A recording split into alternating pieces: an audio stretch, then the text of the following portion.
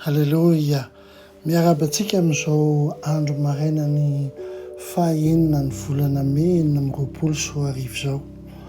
Mbola miarabanao ary Andriamanitra ny fiadanana ny ombanao ianao izay manaraka an'izao anina saza izao.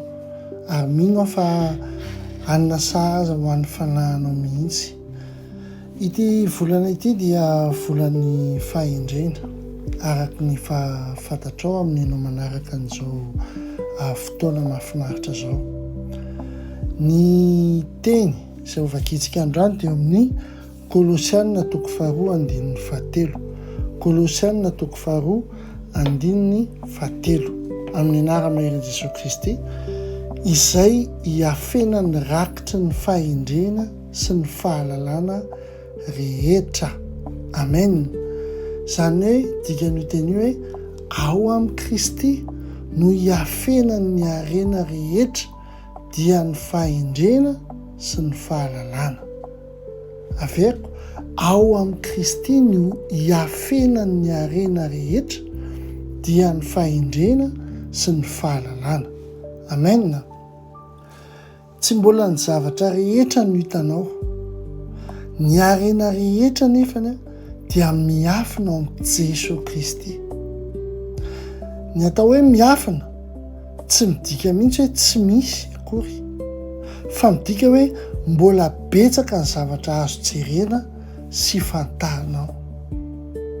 Andriamanitra dia manafina zavatra mba hikatsahantsika an'ireo ary mamaly soa betsaka ho an'izay mitady azy izy.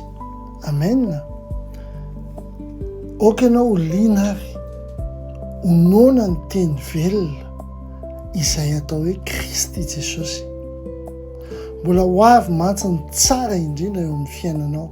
Mino an'izany raha tena nona ny Kristy ianao, raha tena mikatsaka anazy ianao, satria ao amin'ny hafenany harena rehetra dia ny fahendrena sy ny fahalalana. Amen. Jereo ny ao anaty Baiboly, ao anaty Matthieu 7:5-7:7. Misy tantara anankiray izay ao fanoharana hoe rehefa nahita perla sarobidy anankiray n'ilay mpandraharaha dia namidiny daholo ny zavatra rehetra nananany mba hividianana an'izany. Azony tsara zany fa ity harena le hoe perla ity dia sarobidy tanteraka noho ny zavatra hafa rehetra nananany. Halleloia. Mino koa fa aminao dia sarobidy tanteraka i Jesosy Kristy, ny fahendrenao amin'ny Jesosy Kristy sy ny fahalalana ho aminy noho ny zavatra rehetra. Halleloia. Ahoana no fomba anaovanao amin'ny pratika n'izany tenin'Andriamanitra izany? Maka kahie anio. Isan'andro moa dia asain'ny tompo mitenenao foana hoe manorata, maka kahie, satria Andriamanitra dia Andriamanitra ny boky, Andriamanitra manoratra. Halleloia. Dia maka kahie ianao anio dia soaty eo ny famarinana telo momba ny Kristy izay tianao ho fantatra bebe kokoa amin'ity volana ity. Dia isaky ny alahady amin'ny fotoana spesialina eonanao manokana amin'Andriamanitra, isaky alahady avereny vakiany ireo zavatra nosoratanao ireo. Dia hitanao fa anazavanao tsikelikely ny fanahy masina. Amen. Amen tsara. Dia hivavaka tsika. Tompo, omeo fo mangetaheta izahay. Engany izahay Tompo dia hiditra lalina ao aminao mba hahita harena miafina.